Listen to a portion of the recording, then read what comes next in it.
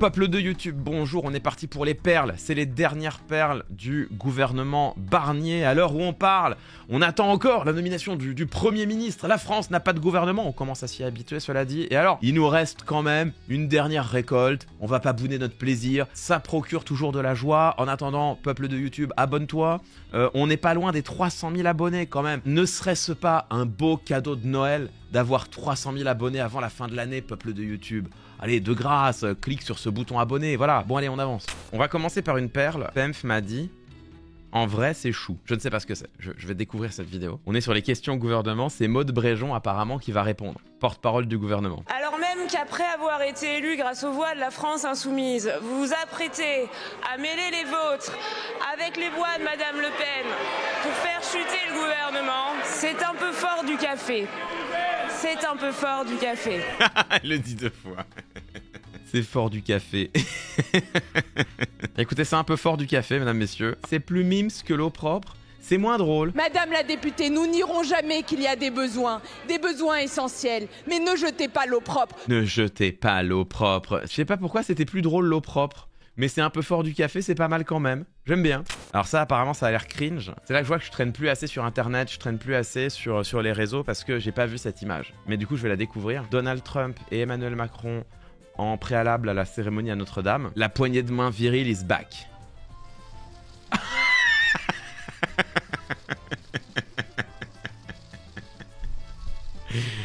Oh putain. L'arrêt sur image, il est parfait. T'as Trump, là, il est en pleine prise de MMA sur Emmanuel Macron. Là, Macron, c'est le sourire crispé du mec qui est en train de décéder. Regarde lui, regarde la tête qu'il fait. Et le regard en coin, l'air aux aguets. Lui, non, lui, il est ailleurs, lui. Il est en train de penser à la mousse au chocolat qui va se taper à la cantine ce midi. Tous les arrêts sur image, ils sont parfaits. Ah, alors ça, on me l'a fait remarquer. Ça, c'est le nouveau truc de Macron. Il fait des pouces. À Notre-Dame, là, sur tous les arrêts sur image, dès qu'il était devant les caméras, il regarde les caméras, il fait... il fait des pouces, ouais. Poste blanc. Putain, j'avoue, poste blanc, mais un poste blanc. Ouais, c'est ça. Là, il dit, non, pousse le bras de fer, c'est bon, j'ai plus de phalange. Sur le fond, ce que ça montre, c'est vraiment à quel point Trump est vraiment un odieux personnage. C'est connu, hein, le fait que Trump a une sacrée poigne et que justement, il se sert de ça pour broyer la main de ses interlocuteurs au début des entretiens et que c'est une technique de négociation qu'il utilise pour prendre l'ascendant psychologique sur l'autre. Le fait est que ça marche, hein, quand tu étudies la négociation. Quand le rapport de force est de ton côté, ça fait partie des techniques qui peuvent te permettre de prendre définitivement l'ascendant sur l'autre. Si le rapport de force n'est pas de ton côté, le rapport de force dans la négociation, s'entend, c'est plutôt un mauvais move. Parce qu'en fait, tout ce que tu vas faire en faisant ça, c'est ulcérer ton interlocuteur qui, derrière, se fera un malin plaisir de te broyer, non pas la main, mais de te broyer tes intérêts dans la négociation en faisant valoir justement toute la puissance du rapport de force qui est de son côté. En stratégie de la négociation, c'est vraiment une technique d'intimidation qui aide pour affirmer définitivement ton ascendant dans une négociation où tu sais d'ores et déjà que tu as le rapport de force pour toi. Ceci étant, c'est une technique d'ordure. C'est vraiment la technique des sales types, quoi. C'est vraiment ce qu'il y a de plus sombre et crade en négociation.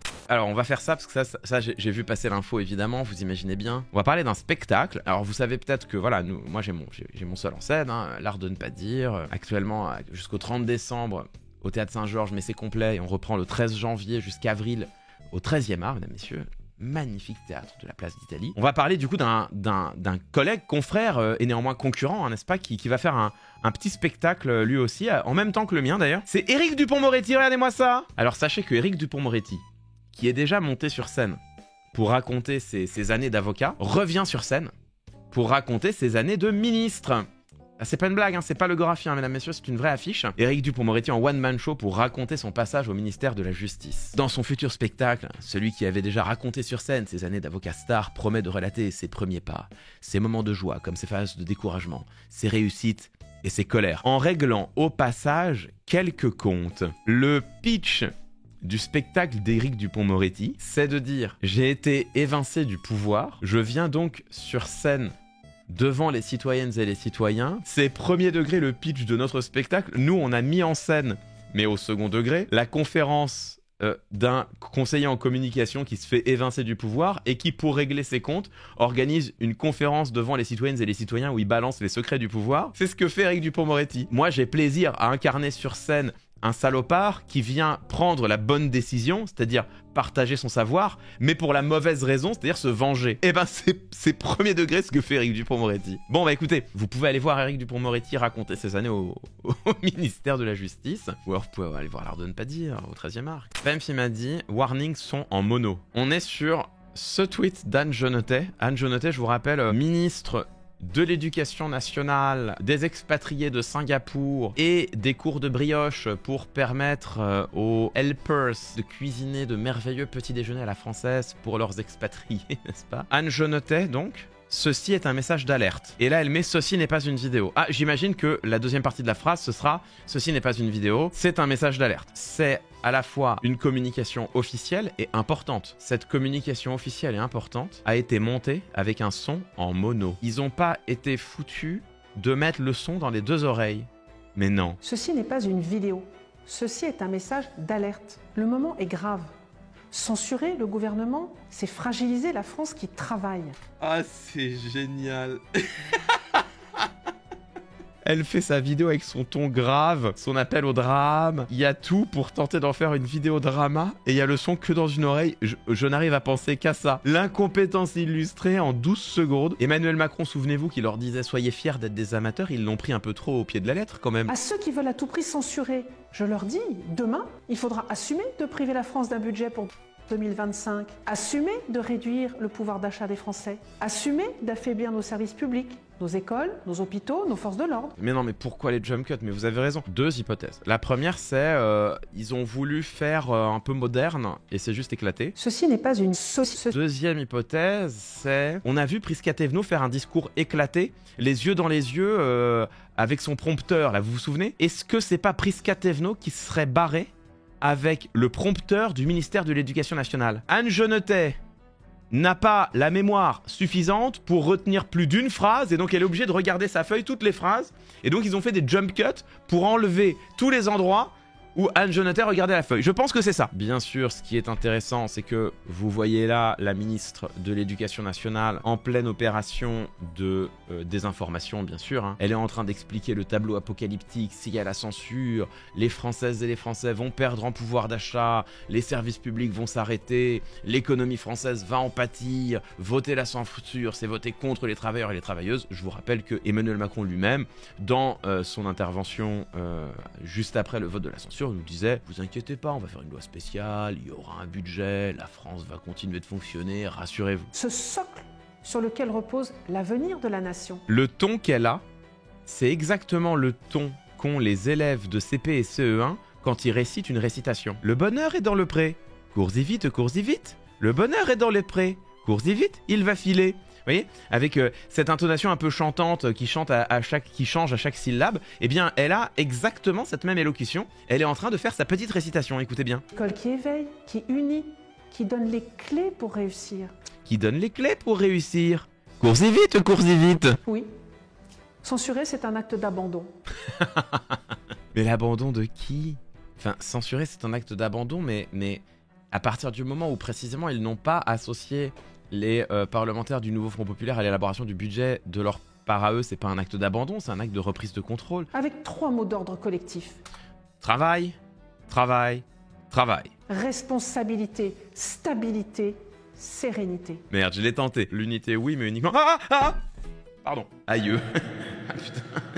Mais j'ai voulu remuer mon thé dans ma... Non, mais c'est... Bon, je suis peut-être un peu con aussi. Ça, c'est... Après, je me dis souvent que... Je me dis... Ah putain. Bon, vous avez pas vu. Putain, du coup, c'est tout humide partout, là. Comme ma gourde m'a énervé, parce qu'elle m'a ébouillanté, du coup, je me suis dit, bon, pour ne plus avoir à l'utiliser, je vais verser tout le thé dans la tasse. Et en fait, la tasse était trop petite, et du coup, regardez. Donc là, j'ai mal aux doigts, et j'ai une tasse pleine avec trop de thé. Bon, bah, salut YouTube, hein. Normalement, t'as vu ça en reel, j'imagine. Hein. Ah, mais ça fait mal, putain, je suis vraiment ébouillanté. Aïe, oh, putain, j'en ai... Je sais plus ce que je disais, on est à la fin. Et de rien d'autre dont notre pays a besoin. Oh, elle reprenait son... Oh là, le... Mais qu'est-ce que c'est que ça? C'est quoi le flou de fin, là? Hop là! Petit fondu au flou.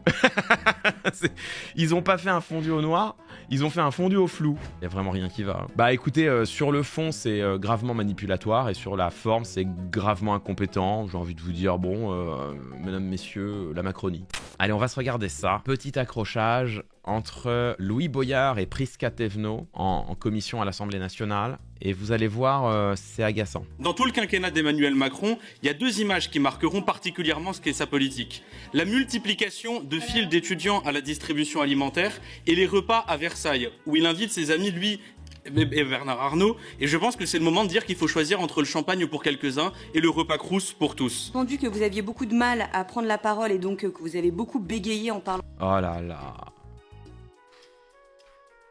Ah mais le mépris. Là c'est vraiment juste l'exercice d'un paternalisme, d'un mépris insoutenable, quoi. C'est pas à la hauteur. Et puis surtout, cette manière d'attaquer la forme parce qu'ils n'ont rien à répondre sur le fond. Parce qu'encore une fois, sur le fond, les arguments de Louis Boyard sont inattaquables. Parlant du repas en euros, est-ce que c'est tout simplement parce que vous avez honte de ne pas avoir été de ceux à le mettre en place, honte d'avoir été de ceux, par contre, à vouloir bloquer tous les budgets qui permettent de le déployer pour l'ensemble de nos jeunes. Donc là, ce que dit Prisca Thévenot, c'est grosso modo que les députés LFI ont voté contre le budget. Bah, c'est normal, le budget, c'est le moment où se déploie la politique générale de la nation. Et donc, tu peux pas reprocher à des députés d'opposition de ne pas voter le budget. Ça, c'est vraiment totalement fallacieux. Et donc, je le redis ici, nous sommes tous légitimes, nous sommes tous élus pour siéger. Et si nous sommes siégés, c'est pour travailler pour les Françaises et les Français et pas pour faire influenceur. Ça... Ah, c'est vraiment... Quel mépris pour un collègue tout aussi légitime qu'elle. C'est elle qui passe son temps à enchaîner ici les ad personam, hein, les attaques directes sur la personne de son interlocuteur. Le tout pour se dérober à une interrogation qui, sur le fond, est imparable. C'est vraiment simplement des chiffons rouges qui permettent de masquer le fait que, sur le fond, elle n'a rien à répondre. On revient à ce qu'on disait la semaine dernière sur la communication perverse du gouvernement. Combien est-ce que les macronistes, à commencer par Emmanuel Macron lui-même, utilisent des techniques de communication qui relèvent de ce que la psychologie nomme perversion manipulatrice, les techniques des pervers manipulateurs et perverses manipulatrices. Et là, on est en plein dedans. Face à des critiques argumentées, fondées, étayé, appuyé sur des faits. On répond par de l'insulte, de la mise en cause personnelle, du détournement d'attention, et on donne l'impression que c'est l'autre qui est en tort pour éviter d'avoir à répondre soi-même aux critiques qui nous sont portées. Alors on va reparler d'Anastasia Colosimo. C'est l'une des conseillères presse d'Emmanuel Macron, et il y a quelques jours, je sais pas si vous vous souvenez, on en avait parlé sur ce stream, est sorti ce papier du Nouvel Obs, Anastasia Colosimo, la tonitruante conseillère d'Emmanuel Macron. Alors tonitruante, le mot est quand même vraiment gentiment choisi, hein. Donc Anastasia Colosimo, docteur en sciences des religions, qui est devenue la conseillère presse du chef de l'État pour les affaires internationales, qui aujourd'hui fait partie du dernier petit cercle rapproché autour du président de la République pour continuer d'essayer de défendre ses prises de position, dont cet article révélait combien est-ce que ces méthodes, les méthodes d'Anastasia Colosimo, relèvent de la brutalisation de la presse, hein. Agressivité, coups de pression, injures sexistes. Les méthodes de la conseillère presse internationale de l'Élysée sont de plus en plus contestées. Voilà les méthodes de Anastasia Colosimo. Tu dois avoir une grosse homme courageux. J'aimerais bien la voir, la sentir, la toucher, ose-t-elle ainsi face à un confrère qui contestait une consigne de l'Élysée. Elle peut lâcher à un reporter « Je vais te faire regretter d'être né » ou au journaliste d'une chaîne à qui elle demande en vain de ne pas sortir une information, elle lâche avec dépit « Vas-y, sors ton info de merde et toi devant votre bandeau télé ». La conseillère presse de l'Élysée qui clairement commet des faits qui relèvent du harcèlement sexuel. Apparemment, il y a ça qui est sorti. Ça date de 2018. Ça vient des rencontres philosophiques de Monaco. Anastasia Colosimo, à l'époque, n'était pas encore conseillère d'Emmanuel Macron. Il est absolument nécessaire dans la vie d'être poli. Et on aimerait tous vivre dans un monde où tout le monde est poli. Mauvaise nouvelle, vous êtes né sur la planète Terre. Vous appartenez à une race qui s'appelle l'humanité, qui est vraiment une sale race, où les gens sont franchement malveillants, je dirais même mauvais. Si vous pensez qu'il y a des gens qui vous veulent du bien autour de vous, vous êtes naïf. Généralement, les gens veulent votre mort. Je vois une conférencière qui fait le show, qui fait de la provoque. Je vois une ado edgy en mode effectivement Dark Sasuke, emo, la vie est dure, qui s'amuse à tenir des positions provocatrices pour remuer son audience parce qu'elle est à Monaco, rencontre philosophique, et qu'elle sait que ça va faire parcourir un frisson de satisfaction dans ses auditeurs et ses auditrices, tout bourgeois et bourgeoises. Moi, je vois ça là. Si en plus, on peut pas s'insulter, si en plus, on ne peut pas dire la chose la plus évidente du monde qui est l'autre, il m'inquiète. Et donc la seule manière que je trouve de vivre avec cette inquiétude, c'est de l'insulter. Pardon. Alors là, je suis en train de retirer ce que j'ai... Là, je suis en train de revenir sur ce que j'ai dit. Là, on commence à être sur du fond. Waouh, j'aimerais tellement pas être dans sa tête. L'autre, il m'inquiète par essence par ce qu'il est autre. Et donc, la seule manière que j'ai de gérer cette inquiétude, c'est de l'insulter. Waouh. Là, sur les fonctions du langage et la compréhension basique de la communication, on n'y est pas. Hein. Vous voyez que votre compagne ou votre compagnon refuse toujours de mettre ses chaussettes sales dans le panier à linge sale. Au lieu de tenter de communiquer, non, l'insulte immédiatement. Voilà, l'autre vous inquiète, on répond avec l'insulte. Je pense que c'est la seule chose à faire. Hein. Parce que c'est mieux que je l'insulte en fait plutôt que je le frappe. Oui, alors effectivement, si c'est ça le dilemme, c'est-à-dire que si la quantité d'agressivité est telle que le seul dilemme c'est l'insulte ou les coups, effectivement qu'entre ces deux mots-là, il y en a un moindre à choisir. Mais si on pouvait juste essayer de se parler, peut-être. Hein. Après, moi je dis ça, moi je dis rien. Moi je dis ça, j'en sais rien. Je suis pas conseiller presse d'Emmanuel Macron. Tant qu'on n'a pas résolu ça, et tant qu'on serait dans la paranoïa de l'offense, à mon avis, on aura oublié l'essentiel de tout ça, qui est que, encore une fois, et je pense que c'est vraiment vers ça qu'il faut aller, on n'est pas là pour s'aimer, on est là pour se tolérer. Le langage, il est aussi libératoire. Dire, ça n'est pas faire. Dire souvent, le plus souvent, permet de ne pas faire. Et plus on verrouille le langage, et plus on accuse la violence des mots, et plus cette violence-là ressort de manière complètement... Ça, là, elle est sur une théorie zéro prouvée. Hein. Là, c'est vraiment source TK tes frères. Hein. C'est vaguement un dérivé de la théorie de la catharsis. Après, c'est les rencontres philosophiques. On n'a pas dit que c'était de la sociologie. Hein. T'as pas besoin d'avoir des preuves. T'as juste besoin de t'être fait une petite idée, quoi. Pas sûr que ce soit de la grande philosophie, par contre. Mais bon, qu'est-ce que j'en sais hein. Moi, je ne suis pas philosophe. On va faire comme si on n'avait jamais partagé un plateau tous les deux, parce que là, même ça, c'est déjà trop, quoi. Au moins, on peut pas lui reprocher de pas être cohérente avec elle-même. Elle part de là, et 6 ans plus tard, un article sort dans la presse pour montrer que elle insulte les journalistes avec des messages qui vont de l'agressivité au harcèlement sexuel. Pour le coup, elle, ce qu'elle a dit, elle l'a fait. Putain, la vision du monde, quoi. Alors là, on est pour le coup sur une vision du monde xénophobe, mais au sens propre du terme. L'autre est une menace, l'altérité est intrinsèquement inquiétante, la simple existence de l'autre parce qu'il est autre m'angoisse et cette angoisse doit avoir un exutoire. Donc là, sa vision du monde, là c'est psychanalytique ce qu'elle dit. Enfin, ce qu'elle dit, c'est vraiment la manière qu'elle a de voir l'état du monde et des relations sociales. Déjà, je la plains, enfin, j'aimerais vraiment pas vivre dans sa tête, ça doit pas être facile la vie quand c'est ça ton appréhension du monde. Mais moi, ces gens-là me terrorisent. Elle n'a pas le début du commencement d'une compréhension de la manière dont fonctionne l'esprit humain. Enfin,